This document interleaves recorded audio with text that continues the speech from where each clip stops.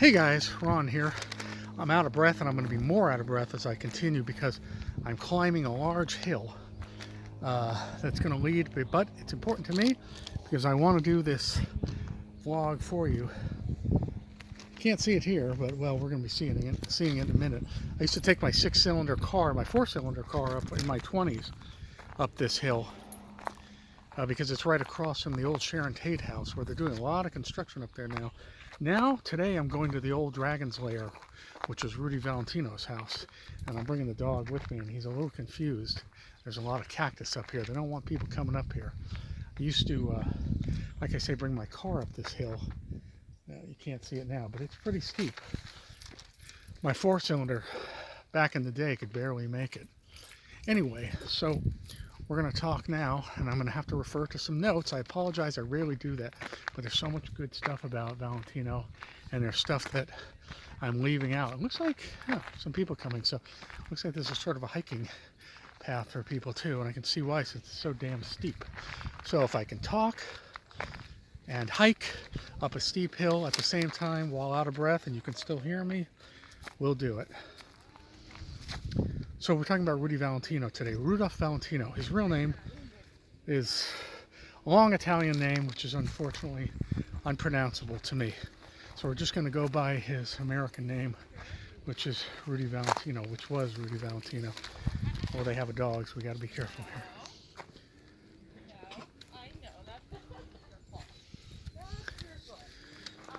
So, Rudy Valentino basically came from Italy.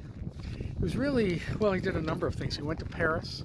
He wanted to come to the United States. He eventually got to the United States. By the way, let's see if I can get this view for you. Looking down the canyon there. So he eventually did make it to the United States. He was really a dancer when he started. And in fact, he came to the United States at age 18. He was giving, among other things, he finally moved to Los Angeles and was giving dance lessons to, among other things, older ladies who let them use their cars and travel around with them. Now, was Rudy a gigolo when he was 18, 19? We don't know, but anything's possible, right?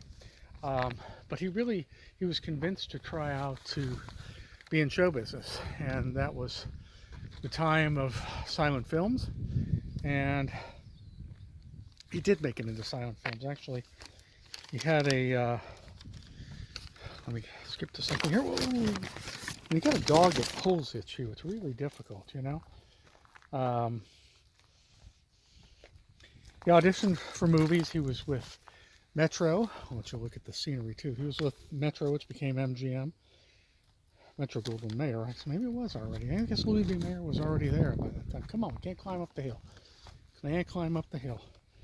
And he was with famous players, Lasky, which is Jesse Lasky's studio, which became Paramount. Come on! This dog is 22 pounds, but extremely strong. And then he was in many silent films, The Sheik, Son of the Sheik, and then that really started catapulting Rudy Valentino's star. He became a major star in silent films, and he was known really as the first sex symbol of silent films. In fact, Hollywood moguls created the phrase Latin lover, even though he was Italian. They created Latin lover for Rudy Valentino. His first wife was an actress. He got divorced, and then less than a year later, he married his second wife, Natasha, who was kind of a costume designer and sometime actress. And the courts claimed that it was bigamy because he hadn't been divorced for a full year from his first wife yet. So he went to trial, and he and Natasha actually had to separate for a year. By the way, here's a much better view down the canyon there. Beautiful, looking down Benedict Canyon. Traffic's a nightmare, and it's not a clear day. If it were a clear day, I don't know that we'd see the ocean, because the ocean's a little bit beyond the view here. I'll take you up here. So, let me switch here. Sorry about that. do not have well organized notes here. So he was a major star, like I say, sex symbol for his time, the Latin lover, the sheik, son of the sheik. And he was asked, because of his love life was of such interest, he was asked by a journalist once about his personal life, and he said, "The women I love don't love me. The others don't matter." So he could have any woman in the world, but he apparently, according to him, couldn't have the ones he wanted. There were rumors throughout his life, throughout his fame, which didn't last very long because he died very suddenly at age 31. There were rumors that he was homosexual or bisexual, but those rumors never came to fruition. I mean, in other words, there were no proof anyone could ever offer. And he was in New York when he was 31, and he fell ill. He had a perforated ulcer that kind of masked appendicitis, but it was a perforated ulcer, and then he got relapse of pleurisy, and unfortunately peritonitis infection, and that was it for him. He didn't last long in hospital. They didn't tell the public at first, but when Valentino did die, it was like mass hysteria. In fact, I don't know that any women killed themselves, but I'll have to research that. It's possible that some jumped to at least one jumped to her death. I seem to remember that. I want to show you something here real quickly too before we get to Dragon's Lair, the home, and sorry you're going to see my face as I try to look and see what you're seeing, but if you can see the corner there, apologize for the view here, but if you can see that home on the corner, if you are seeing it, that is the home where Sharon Tate used to live, where the Sharon Tate murders were. That home right there on the end of the hill, and I've done another vlog on it. In fact, I've done 2 other vlogs on it. One shows the view from the bottom of Benedict Canyon. So the sun shining, I don't know how much of it you're seeing. Oh yeah, I think we can see a little bit of it. Okay, not the best way to look at it. Now let's come up here to Dragon's Lair. Falcon Lair, excuse me. Did I say Dragon's Lair? Falcon Lair. And look, that's the great thing about it. It still says Falcon Lair right below the camera, which has been installed. Valentino first bought this house in 1925. It's on 4 acres. He bought it for $175,000. That's about $2.5 million today. And he called it Falcon Lair. By the way, I must say this hill was nothing for me. I'll tell you, in my 20s, I would have been huffing and puffing, but I'm in much better shape now. Amazingly enough. Just had to toot my own horn there. See the gate? Why am I going in on a focus? Because my face is there. That's the gate with Falcon Lair above it. Now, shortly after he bought this house, he and Natasha divorced. He kept the house. But of course, he only lived another year, unfortunately. He had a stable for his horses. And when it was sold, he was auctioned off a year later in 1926 to pay for debts. And amazingly enough, Doris Duke lived here starting in the mid-50s. Actually, she knew Sharon Tate and the Polanskis. And she stayed here until her death. In 1993, she had a very debilitating stroke and she had knee surgery. And from then, she really was kind of a prisoner in this house. She couldn't move. She wasn't mobile. So she died here. And my sources have tried to determine who lives here now, but they have not been able. Hard to believe or hard to tell from this angle that it's on 4 acres and that there's horse stables. And of course, it's also overlooking the entire canyon. So they've got the beautiful canyon views, just like the Tate Mansion, former Tate Mansion. Look, bars on the windows. Oh, a car's actually coming. I guess you have to be a resident to make it up here. So as I was saying, we don't know who lives here now.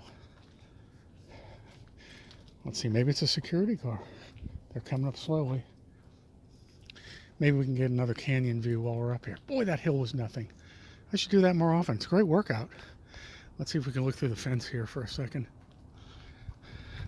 see part of their land, and we can see part of, looking down there, looking down into Hollywood.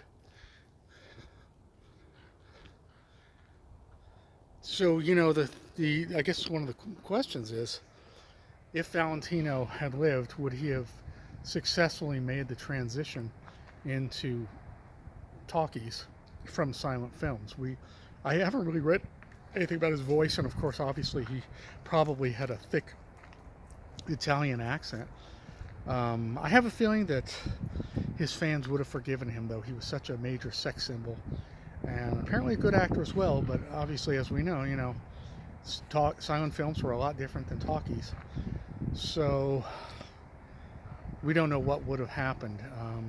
Kind of like a James Dean kind of thing. Would he have, you know, lost his luster and faded into obscurity?